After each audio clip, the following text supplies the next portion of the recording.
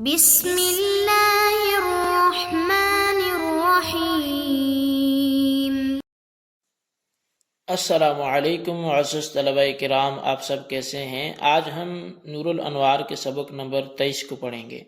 آج کے سبق کا عنوان ہے احکام کی معرفت اقسام سے۔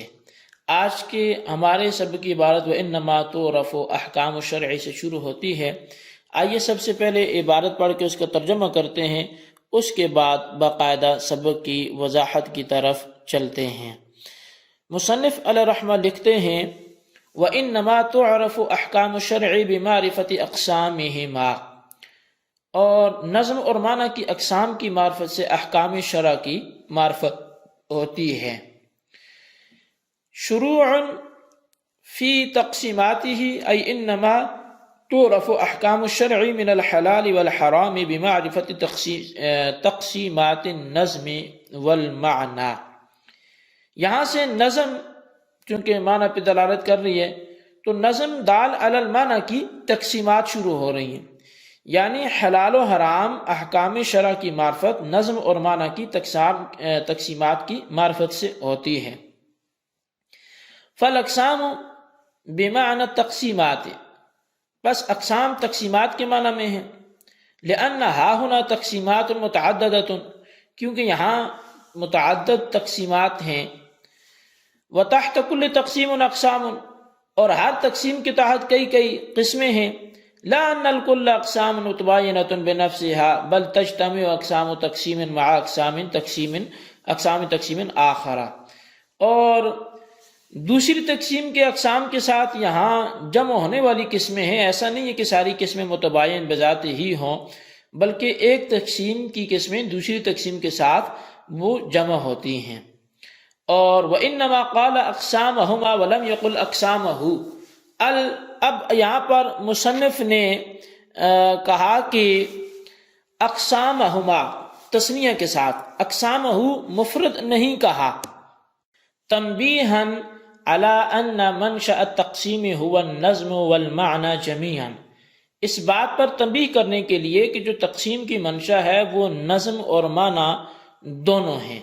فبعضهم على ان تقسیمات الثلاثة الاولى للنظم، تو بعض تو اس طرف گئے ہیں کہ جو یہاں پر پہلی 3 قسمیں ہیں وہ نظم کی ہیں، یعنی کہ بعض اس بات کی طرف گئے کہ بے شک جو پہلی 3 قسمیں ہیں وہ نظم کی ہیں۔ والرابع للمعنی، اور جو چوتھی قسم ہے وہ معنی کی ہے۔ وبعضهم على ان الدلالة والاقتداء للمعنى والبواقی للنظم، اور بعض اس طرف گئے کہ جو دلالت اور اقتداء ہے وہ معنی کی قسمیں ہیں اور باقی نظم کی ہیں۔ والاصح انه في كل قسم يراعي النظم مع دلالته على المعنى، اور زیادہ صحیح یہ ہے کہ ہر قسم میں نظم اس طرح ملحوظ ہے کہ وہ معنی پر بھی دلالت کرے۔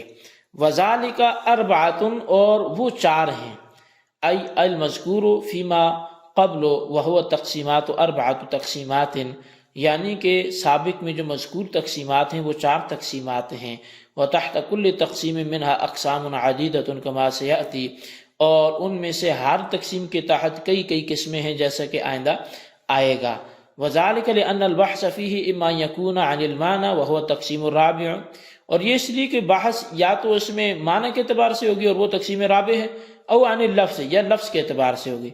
فإما بحسب استعماله وهو تقسیم الثالث او بحسب دلالته، تو یا تو لفظ کے استعمال کے اعتبار سے گفتگو ہوگی تو وہ تقسیم ثالث ہے، یا اس کی دلالت کے حساب سے ہوگی۔ فإن اعتبر فيها الظهور والخفاء فهو ثانی، تو اگر تو اس میں ظہور خفاء کے اعتبار کیا گیا تو وہ تقسیم ثانی ہے، وإلا فهو الأول، ورنہ پھر وہ تقسیم اول ہے۔ جی طلبہ کرام، یہ ہمارے آج کے سبق کی عبارت اور اس کا ترجمہ تھا۔ اب آئیے اس کی وضاحت کی طرف بڑھتے ہیں۔ مصنف علیہ رحمہ نے نظم اور معنی یعنی قرآن کی 4 تقسیمات بیان کی ہیں۔ چنانچہ پہلی تقسیم کے تحت 4 قسمیں ہیں، خاص، عام، مشترک، مؤول، اور دوسری تقسیم کے تحت بھی 4 قسمیں ہیں، ظاہر، نص، مفسر، محکم۔ 4 ان کے مقابلات ہیں، یعنی خفی، مشکل، مجمل، متشابہ۔ اب تیسری قسم کے تحت بھی 4 قسمیں ذکر کی ہیں، حقیقت، مجاز، صریح، کنایہ، اور چوتھی قسم کے تحت بھی 4 قسمیں ذکر کی ہیں، استدلال، بعبارت النص یعنی کہ عبارت النص سے استدلال، اور اسی طرح استدلال باشارت النص یعنی اشارت النص سے استدلال، اور دلالت النص سے استدلال، اور اقتضاء النص سے استدلال۔ کل مل کر یہ 20 قسمیں بن گئی، لیکن یہ تمام اقسام باہم متباین اور متخالف نہیں ہیں، یعنی ایسا نہیں کہ یہ ایک دوسرے کی ضد ہوں، بلکہ ایک تقسیم کی اقسام دوسری تقسیم کے اقسام کے ساتھ جمع ہو سکتی ہیں۔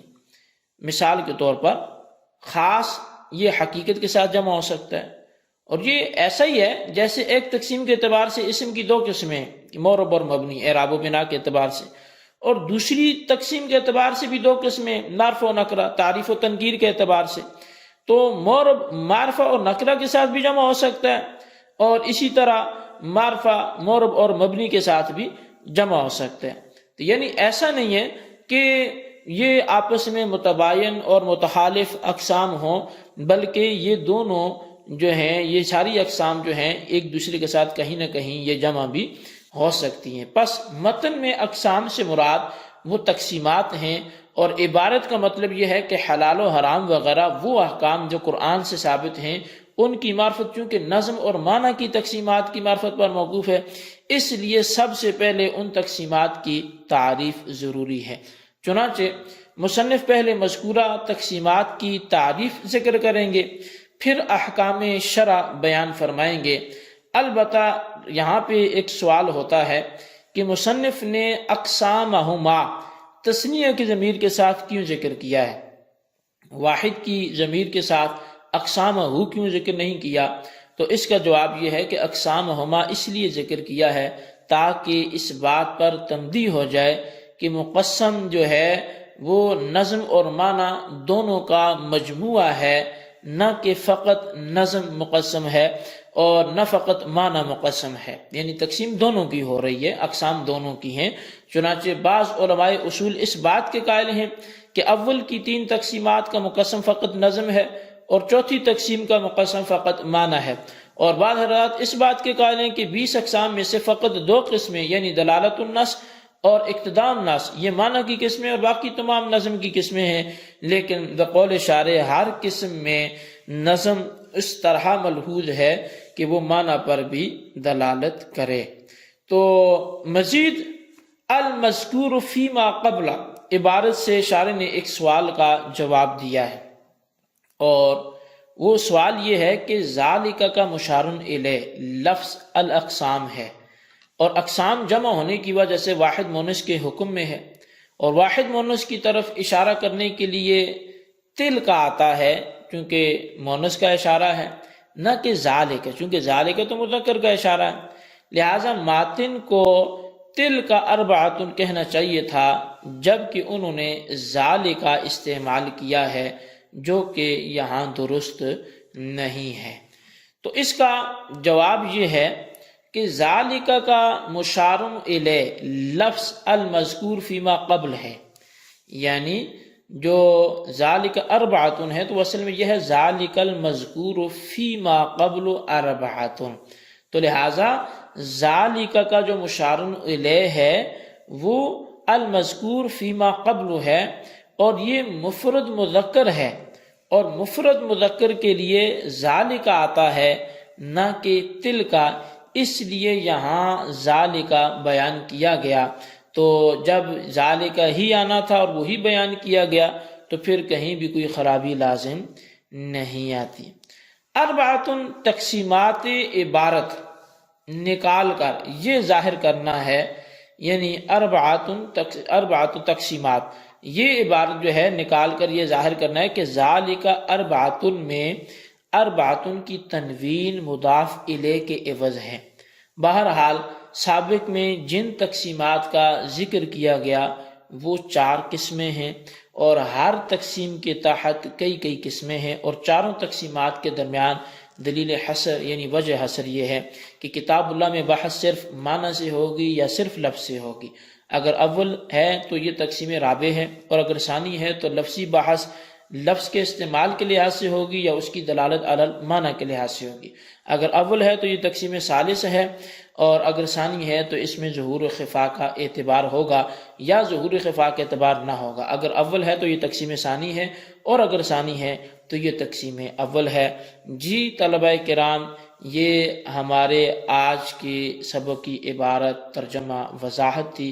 آج کے سبق کو اچھی طرح نوٹ کریں اور بالخصوص ان سوالات کے جوابات دیں۔ سوال نمبر 1 یہ ہے کہ مصنف نے اقسامہما کیوں کہا، اقسامہ کیوں نہیں کہا؟ اور سوال نمبر 2 یہ ہے کہ چاروں تقسیمات میں وجہ حصر ذکر کریں۔ اللہ تبارک و تعالیٰ سے دعا جو کچھ ہم نے پڑھا سنا اسے یاد رکھنے کی توفیق نصیب فرمائے، آمین بجاہ نبی الامین صلی اللہ علیہ وسلم۔